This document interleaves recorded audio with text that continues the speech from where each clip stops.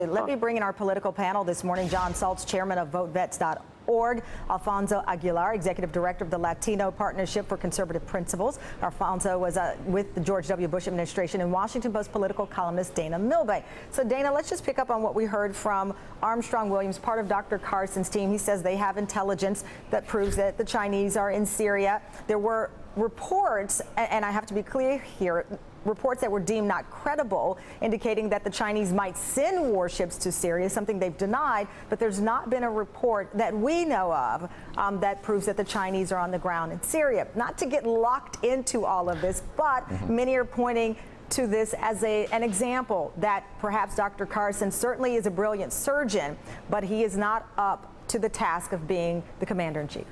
Well, I don't know if it says that, but it is certainly bizarre, Tamron, and I think Armstrong Williams' response was even more so, suggesting that, well, I don't know, the American intelligence may not think this, but we have other intelligence that says this, and Dr. Carson is getting briefings that have some alternative point of view that the American intelligence community is not aware of. So does it mean that he can't be the president? No, not necessarily. But it does mean that he maybe is not, he's going to have to do some boning up. But I don't think this affects his popularity in terms of, the Republican presidential nomination. People are not gravitating towards Dr. Carson because he's a genius on his views of the minimum wage or on ISIS in Syria. It's because he is really locking down the evangelical Christian vote, and you see more of that. He's at Liberty University this morning as we speak. So his appeal has really nothing to do with his policy. Long run, big problem for him. Short term, I don't think his supporters really care. Alfonso, let me bring you in. We just got in some developing news. Bob Dole now endorsing Jeb Bush. Let me play a little bit of what a reporter was able to get from Mr. Dole. Who are you going to endorse in the presidential race? Well, I endorsed Jeb Bush today as his veteran chairman.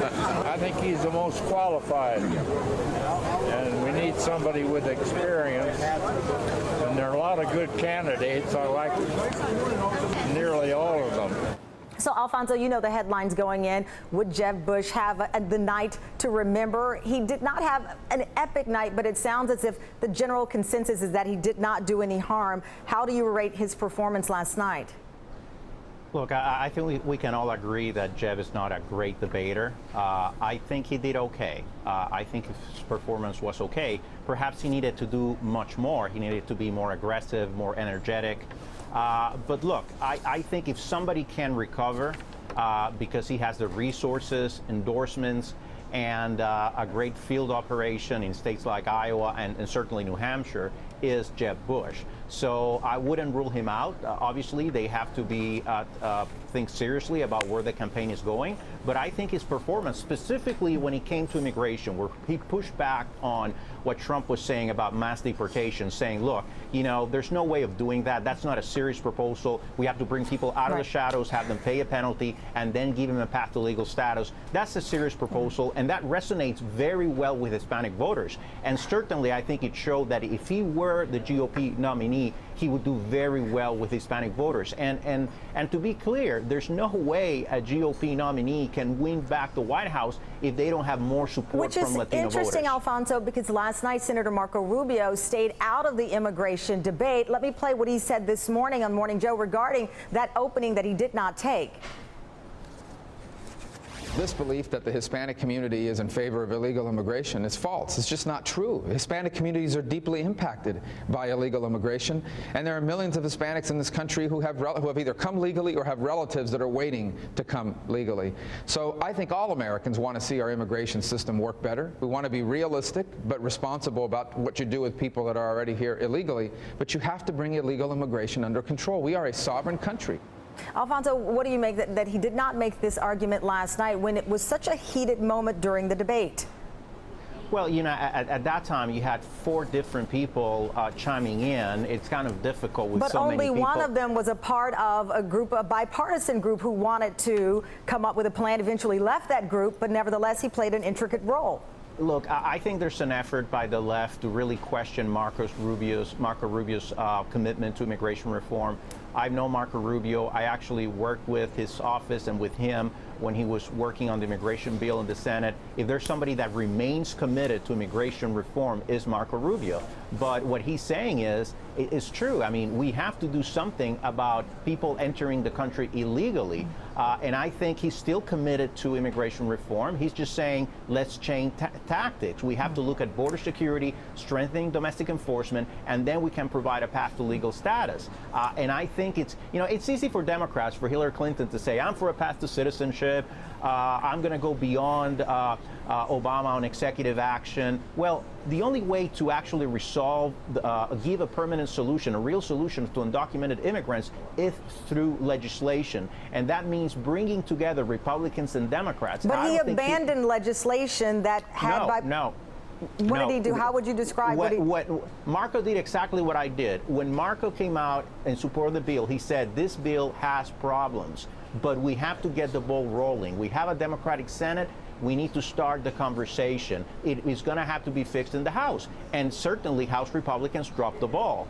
But he is committed to the issue, and I think Hispanics understand that. Look, both parties have played politics with the issue. If the GOP is smart enough, GOP voters, to nominate a candidate like Jeb Bush or Marco Rubio who are good on immigration, I think the Democrats have a problem. John, let me transition to our nation's vets as we watch the ceremony playing out right now at Arlington National Cemetery. Several of the candidates mentioned veterans in their closing remarks last night. Let me play a little of what we heard.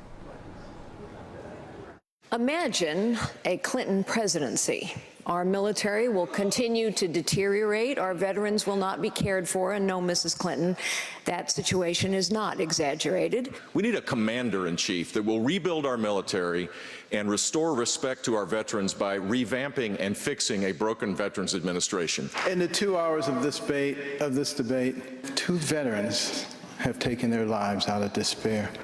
So we heard those comments last night, John. This morning on Morning Joe, Donald Trump talked about his plans for the VA, new buildings, empty private hospitals that he feels that could go to serving our nation's vets. Is there anything that you heard beyond fairly so a short amount of time that they were able to dedicate to that, something of substance? Well, I think that's the large point. That was the closing argument. I think Donald Trump only brought it up when he was talking about the military. They're two completely different issues. Military spending and how we utilize force in Syria and Iraq is completely different from how we take care of our veterans. I think the large thing to point out is a lot of these Republicans are backed by the Koch brothers who have spent, tens of millions of dollars to work to privatize the VA. So, what they're really talking about when they talk about fixing a broken system is attacking a system right now that has been challenged with certain wait times, challenged with people getting into the system, and their answer for that is to essentially hand it over to private healthcare companies. Well, listen, you may not agree with the answer provided by Donald Trump, but he is one of a few candidates that is at this point unveiling a plan, whether you agree with it or not, to what he says, revamp the VA. I'm not arguing with Donald Trump's plan. I'm taking a specific aim at what some of the other candidates talked about. Donald Trump actually is taking a very different stance than, for instance, Senator Rubio and Rand Paul that are talking more about privatization. Donald Trump obviously is writing his own checks for his campaign, and what's happening is he's not controlled by certain elements of the conservative Republican Party that are forcing these candidates into certain positions on privatization. And that's why you're seeing him say things this morning that are different than basically what wasn't talked about last night, which is, a Veterans Administration that isn't essentially being handed over to private insurance companies. Dana, real quick, we're out of time. We've got to go to the ceremony. But this morning, Chuck Todd's comments really struck me. He said we will not be talking about this particular debate in 2 days, that there was really no major moment of note as we've seen, whether it's taking on the media or some other things. He says in 2 days we won't talk about this debate. I think that's true, and it was a response to the previous debate. The questions were relatively tame. Some fireworks, but not many. So the Republicans got what they wanted, but in the end, they're not making an impression as a result of having this tame kind of debate. Dana, John, Alfonso, thank you so much for your time. I greatly appreciate you joining us. And